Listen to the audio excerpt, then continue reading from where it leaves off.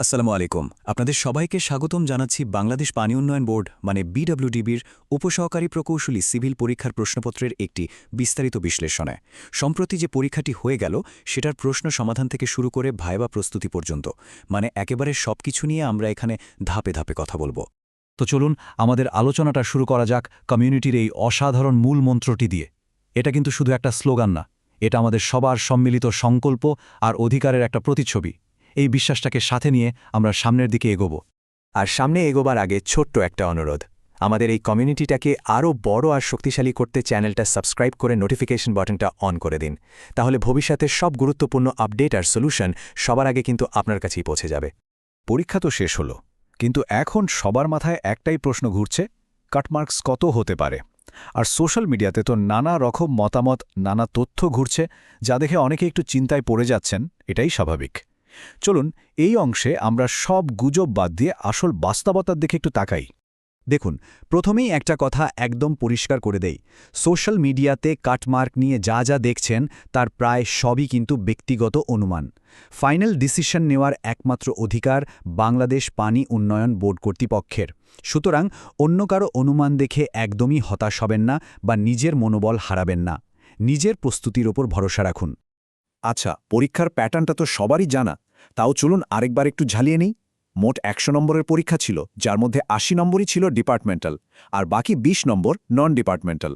মাত্র ১ ঘন্টার মধ্যে ২০টা এমসিকিউ আর ১০টা ডিপার্টমেন্টাল প্রশ্নের উত্তর দেওয়াটা কিন্তু বেশ একটা চ্যালেঞ্জিং ব্যাপার ছিল। এখন এই যে চার্টটা দেখছেন, এটা কিন্তু খুব ইন্টারেস্টিং। এটা সোশ্যাল মিডিয়ায় ঘুরতে থাকা সম্ভাব্য স্কোরগুলো দেখাচ্ছে। কমিউনিটির অভিজ্ঞদের মতে যারা ভাবছেন ৫৫র বেশি পাবেন, তারা কিন্তু ভাইভার প্রস্তুতি নেওয়া শুরু করে দিতে পারেন।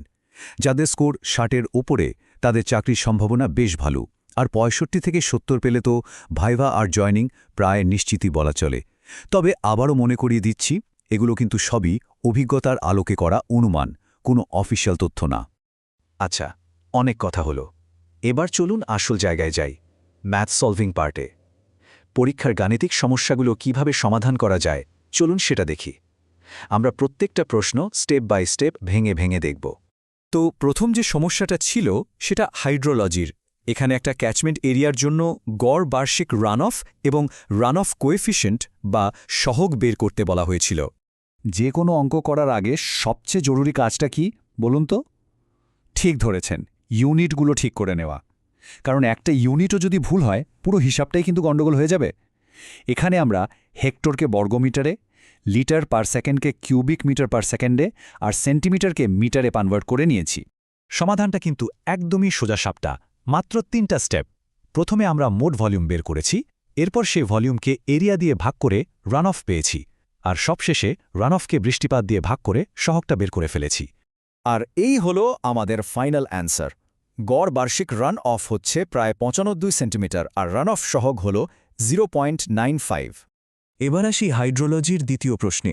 এটা ছিল ডিউটি এবং ডিসচার্জ বের করা নিয়ে। একটা কমান্ড এরিয়া দেওয়া ছিল, সেটার জন্য এই দুটো মান বের করতে বলা হয়েছিল। এই অঙ্কটাও কিন্তু আগেরটার মতোই স্টেপ বাই স্টেপ এগোতে হবে।